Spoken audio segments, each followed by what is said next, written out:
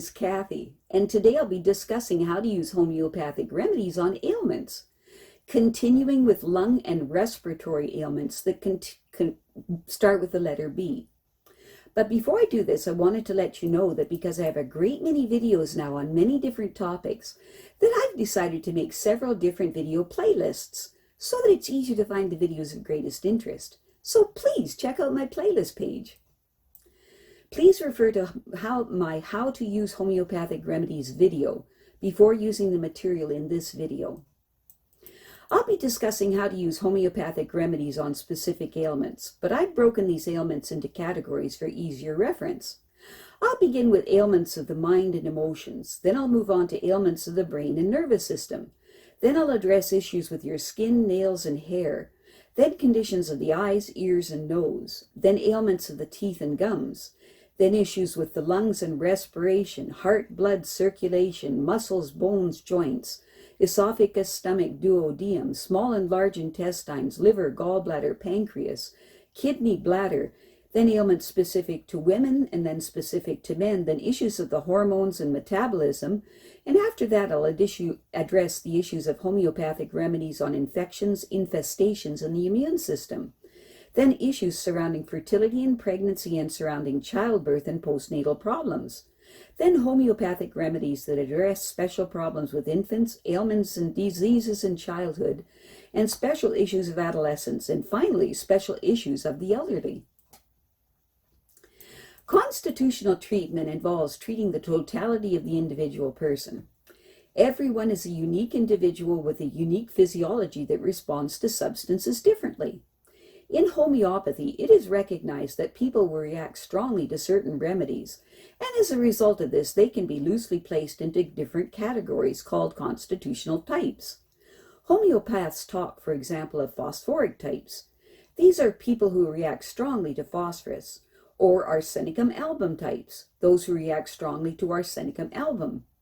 The belief is that people of one type share similarities in terms of body shape, character, and personality, and the sorts of diseases from which they suffer. As an example, nature-mirror people tend to be pear-shaped, have a dark complexion, be fastidious and rigid in personality, and keep themselves to themselves. They also crave salt and suffer from constipation.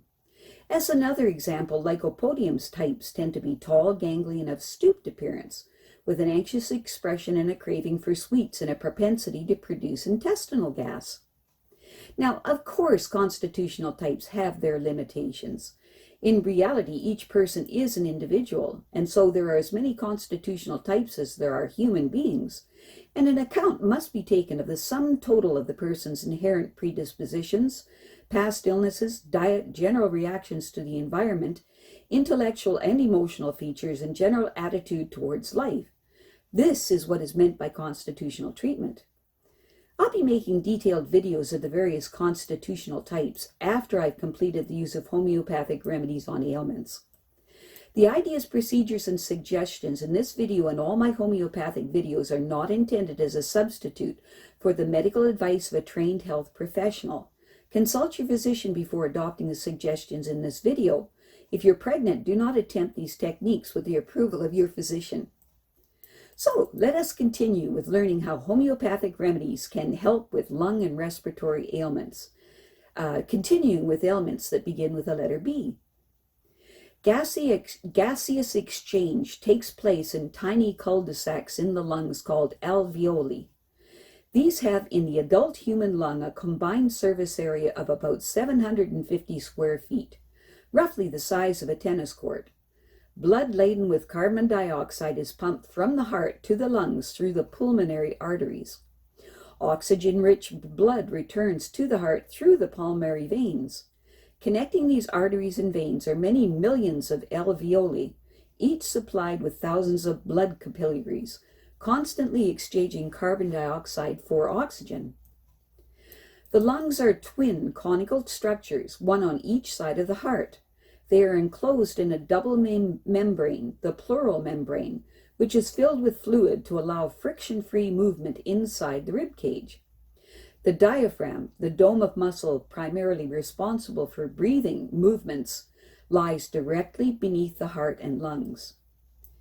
Each lung is a mass of branching airways that become narrower and narrower as they approach the alveoli. The walls of these airways produce mucus to keep the internal environment of the lungs moist.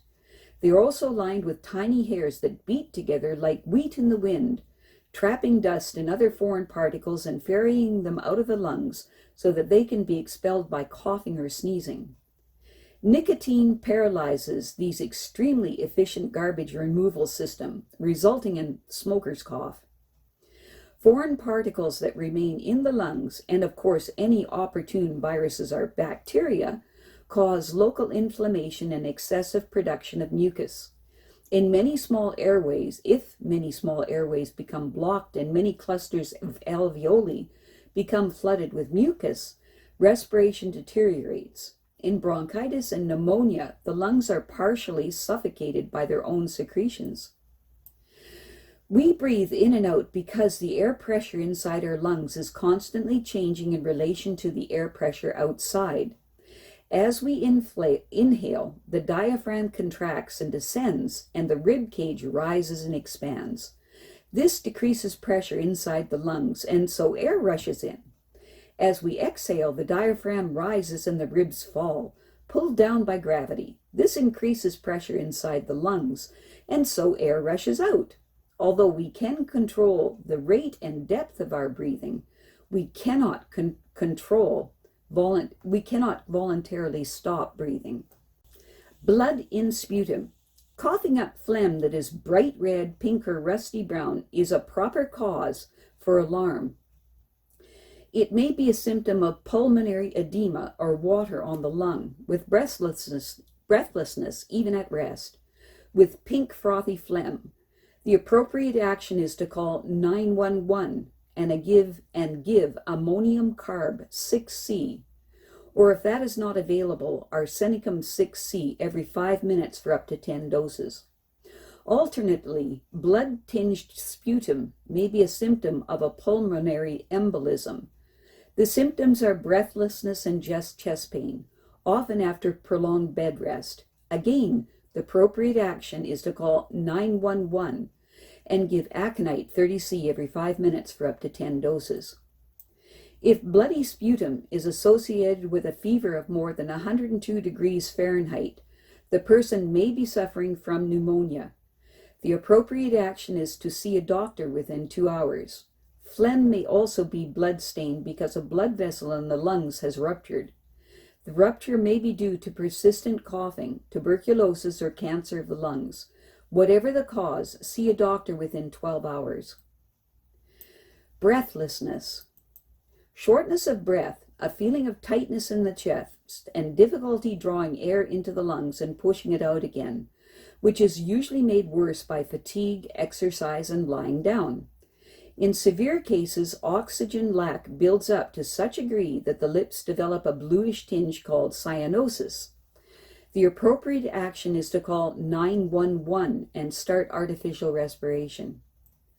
Sudden breathlessness with a tight band around the chest feeling, or a pain extending into the neck and arms may be a heart attack. Sudden breathlessness with chest pain and coughing up blood may be a pulmonary embolism. If any of these conditions is suspected, call 911 and give Aconite 30C every 5 minutes for up to 10 doses until help arrives. Pulmonary edema, which is breathlessness, especially at night, with pink frothy sputum, also requires emergency treatment. Again, the appropriate action is to call 911 and give ammonium carb 6C, or if this is not available, arsenicum 6C every 5 minutes for up to 10 doses. Other conditions requiring prompt medical attention are pneumonia and acute bronchitis.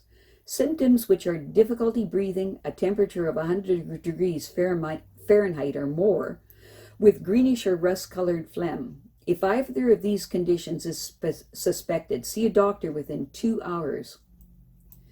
Other conditions associated with shortness of breath are angina, which is characterized by a sudden breathlessness, and chest pain that comes on with exercise or excitement. Or breathlessness can be a result of hyperventilation, which produces a lightheaded feeling.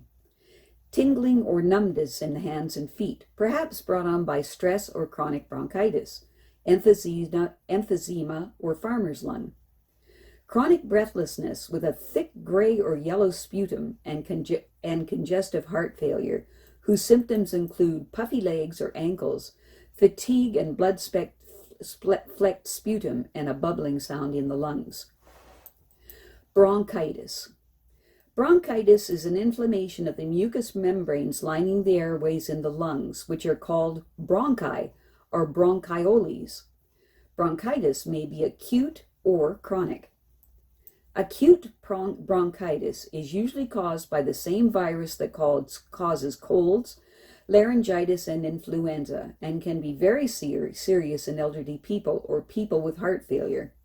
Symptoms include fever, a painful cough that brings up glutinous yellow sputum, with difficulty breathing and wheezing. Cold or damp air and environmental irritants tend to make the symptoms worse. The symptoms wear off within 10 days, but full recovery may take up to 4 weeks. If resistance is low, inflammation may become chronic. Antibiotics are only given if there is a secondary bacterial infection. Otherwise, orthodox treatment is limited to bronchodilator drugs or cough suppressants. If the homeopathic remedies that follow do not relieve the symptoms within the dose period, or if the temperature rises above 102 degrees Fahrenheit, or phlegm has blood in it, or breathing becomes extremely difficult, then see a doctor within 2 hours and give ferrous phosphate every 6C every 10 minutes for up to 10 doses. Specific remedies to be taken every 2 hours for up to 2 days. For a dry, stabbing, painful cough with headache and chest pain that is relieved by supporting elbows on the back of a chair, with great thirst, use Bryonia 30C. For a tight, dry, tickling cough, and the person is pale, anxious, and eager for reassurance, and wants frequent drinks of ice water, use Phosphorus 6C.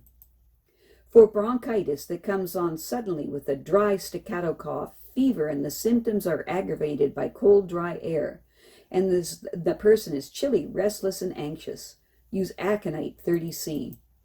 For bronchitis in an infant or elderly person that has accumulated phlegm causing a rattling sound in the chest, and the sufferer is too weak to cough up, use Antimonium Tart 6C. For sudden onset with a high temperature and a pounding headache, flushed face, delirium, and symptoms are worse at night and when lying down, use Belladonna 30C. For nausea, vomiting, and a suffocating feeling in the chest, use Ipecac 6C. For stringy phlegm with difficulty coughing it up and the person feels worse between 4 and 5 a.m., use Bichrom 6C. For gasping for air and the person is cold and clammy with a desire to be fanned, especially if the sufferer is elderly, use Carbo Veg 6C. For coughing that causes an involuntary passing of urine, use Causticum 6C. For choking cough that is made worse by uncovering any part of the body and the person is chilly and irritable, use Hepar Sulph 6C. If the symptoms get worse lying down or in a stuffy room and the cough is dry at night but loose in the morning with a lack of thirst, use Pulsatilla 6C. Chronic bronchitis is when the membrane lining the airways are more or less permanently inflamed. It chiefly affects people over 50, men 3 times as often as women, and the main causes are smoking and air pollution, though cold, damp weather and obesity are aggravating factors. Oversecretion of mucus obstructs the airways, and the mucous membranes thicken and cause the airways to narrow, and the muscles lining the airways contract. Early symptoms are coughing in the morning, the so-called smoker's cough. Gradually, the amount of phlegm coughed up increases, and then the coughing occurs throughout the day, and breathlessness and wheezing become more or less permanent. At this stage, even a minor cold can cause a serious illness. If the person has been coughing up phlegm most days of the week, for at least 3 months, and this has happened for 2 years running, they almost certainly have chronic bronchitis and should see a doctor. If signs of respiratory failure develop, which include a severe shortness of breath and bluish lips, call 911. Orthodox treatment is to prescribe bronchodilator drugs by inhaler or antibiotics. Homeopathic treatment is constitutional. Self-help. Stop smoking and avoid smoke-filled atmospheres. To raise phlegm, inhale steam. Fill a bowl with boiling water. Lean over the bowl with a towel over your head and inhale. If the attack is bad, stay in bed for 2 to 3 days. Put a hot water bottle on your chest and drink lots of hot drinks. If bronchitis is chronic, avoid cold, damp, dusty, or polluted air. This may mean moving or changing your job and keeping away from people who have colds and sore throats. Regular supplements of vitamin B, C, and D, and A, and zinc are also advisable. You should also avoid refined carbohydrates. I have a great many videos on many different subjects, so I've decided to make several different video playlists so that it's easy to find the videos of greatest interest. So please check out my playlist page. Well, that's it for now. To stay up to date with my latest videos, make sure to subscribe to this free YouTube channel by clicking the red subscribe button right below this video. Take care.